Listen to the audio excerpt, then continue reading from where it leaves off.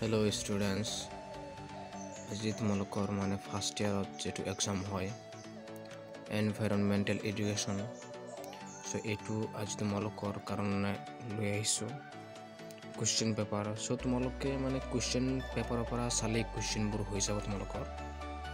কিন্তু এটো সাবজেক্ট তোমালোকৰ শিকোৱা নহয় কলেজত ঠিক আছে এটো তোমালোকৰ সাবজেক্ট নাই এটো বাহিৰা সাবজেক্ট হয় গতিকে এটো তোমালোকৰ মানে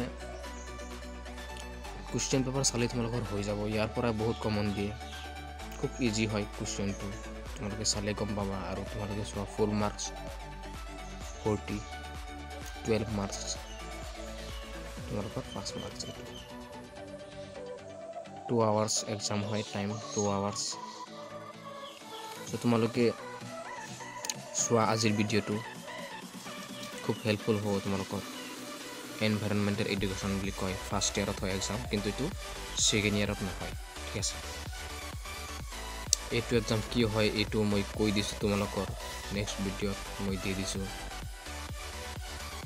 গতিকে হেখিনি তোমালোকে চাই লবা এখিনি এক্সাম কি হয় আকৌ তোমালোকক কৈ দিছো সো এইখিনি মানে এটো এক্সাম হোৱাৰ কাৰণ এটোই যে তোমালোকৰ যদি কোনো এটা সাবজেক্টত যদি নম্বৰ কম পোৱা সো এই সাবজেক্টৰ পৰা তোমালোকৰ ধৰি দিয়ে নম্বৰটো সো উদ্দেশ্য এটোই সো এটো এক্সাম বহুতে নিদিয়ে গতি তোমালোকে এক্সামটো দিবা এটো খুব ইম্পৰ্টেন্ট হয় ঠিক আছে তোমালোকৰ নম্বৰ ইয়াৰ পৰা তুলি দিয়ে কিবা কাৰণে যদি বেলেগ সাবজেক্ট যে নম্বৰ যে কম পোৱা তেনেহলে এটো সাবজেক্টৰ পৰা তোমালোকৰ নম্বৰটো ধৰি দিয়ে সো তোমালোকে এক্সাম দিবা আৰু কোনে কোনে এক্সাম দিয়া এই এক্সাম তোমালোকে কমেন্টত লিখিবা ঠিক আছে সো বলা আজি ভিডিওটো আৰম্ভ কৰো তোমালোকে ইয়াৰ কোৱেশ্চনৰ প্যাটাৰ্নটো চাব পাৰা ঠিক আছে তোমালোকে সোৱা